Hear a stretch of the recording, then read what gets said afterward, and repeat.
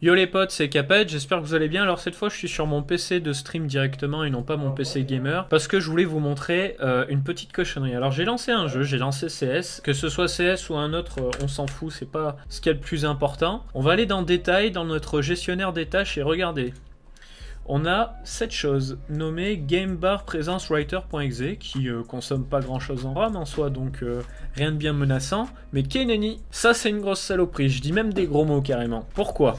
Parce que ce truc là, même si tu vas dans les paramètres de Windows et que tu désactives le mode jeu et que tu veux pas, et que tu désactives le game DVR pour ceux qui connaissent, bref, que tu veux pas sa surcouche bizarre, il y a ce truc qui tourne. Et ce truc, c'est quoi? C'est de la télémétrie. En fait, pendant que tu es en train de jouer, en temps réel, et pendant que tu joues un pas avant ou après, pendant que tu joues, il envoie des données à Microsoft. Ce qui fait que ça te fait chuter tes FPS. C'est ultra désagréable. Et vous ferez le test avant-après, vous m'en direz des nouvelles. Mais moi, personnellement, je suis très content de l'avoir dégagé et je vais vous montrer comment faire. Alors, pour ce faire, on va devoir bricoler un peu. J'avais une ancienne bidouille directement dans Regedit et j'en ai découvert une nouvelle grâce à Fritty. Je voulais en profiter pour dire un grand merci quand même à ce fameux Fritty qui est un joueur Battlefield, semble-t-il, qui a une chaîne pas connue du tout, il est anglophone, hein, qui est passionné d'informatique et de tweak et qui m'a appris un nombre de choses incalculables.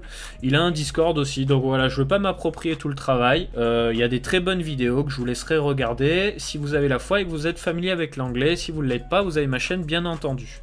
Voilà, donc on va utiliser la manip de Fritty. On va télécharger Windows Aero Tweaker. Donc regardez bien parce que leur site il est un peu dégueu, hein. On va dans Download Windows Tweaker, hop, et on clique ici sur Download Windows Aero Tweaker, hop. Ensuite on extrait vers bureau, ok, voilà, on le lance. Donc on va lancer la version portable, comme ça on fait pas des clés de registre bizarres, hop. On se rend dans l'explorateur de fichiers, on l'a juste ici et on l'exécute. On exécute et direct on tape take pour take ownership, on fait entrer et on coche bien add take ownership, ce qui va nous permettre en fait de prendre la main sur des trucs qu'on souhaite supprimer normalement mais dont on n'a pas les droits. Vous pouvez aussi réactiver l'ancienne visionneuse photo de Windows 7 comme ceci. Vous avez juste à mettre activate, hop, visionneuse de photos, vous la mettez et voilà, et vous pouvez ouvrir vos photos en 2.2, vous n'avez plus un truc tout laggy depuis Windows 10. Bon, ça c'était pour les petits tweaks. Maintenant, on va se rendre dans System 32, donc bien entendu ce que je vais vous montrer c'est dangereux sur le principe, donc il faut le faire correctement. On se rend dans System 32, voilà. On tape G, comme ça, même Game, GA, voilà, on tombe sur GameBar Presence Writer. Donc si vous avez peur, ce que je vous conseille de faire, c'est de le copier sur le bureau, comme ça si vous voulez le remettre vous aurez juste à le reglisser, déposer. Avant de le supprimer, regardez, on fait clic droit dessus, take ownership, voilà, un fichier correctement traité, on appuie sur une touche pour fermer et là on peut le supprimer. Alors s'il veut pas se supprimer, c'est parce qu'on est déjà en jeu, c'est normal, on fait supr, arrêter le processus, hop, on le supprime et là il est plus là.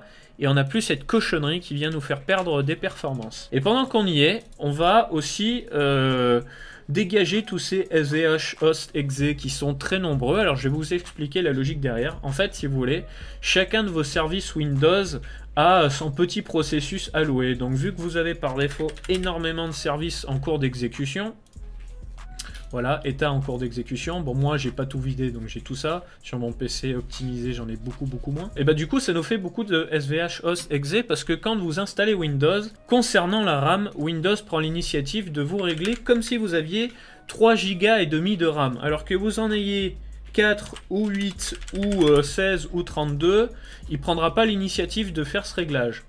Donc, on se rend là-dedans.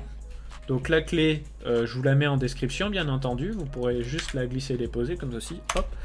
Et vous voyez SV host split threshold in kilobits. Donc en fait c'est une valeur en hexadécimale de 38 000, en décimale de 367 000 machin, bref, on reste en hexadécimale.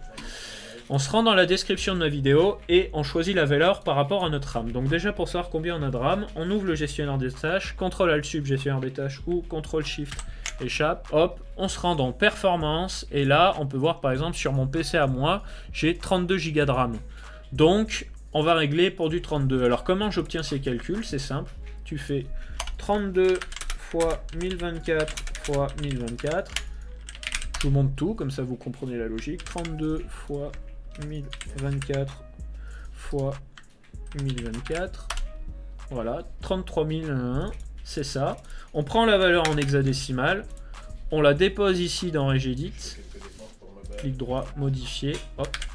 Et on fait OK. Et si jamais vous voulez revenir en arrière, bien entendu, vous avez la valeur default ici.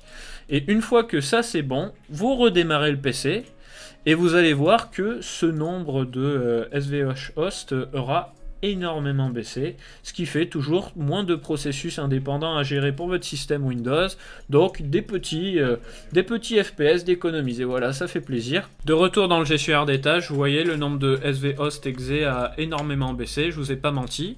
Donc c'était une vidéo assez courte mais efficace, bien entendu un peu dangereux si vous faites n'importe quoi. Si vous suivez ce que je vous montre, ça devrait très bien se passer. Like si ça vous a plu, dislike si ça vous a déplu, et puis à la prochaine, ciao tout le monde.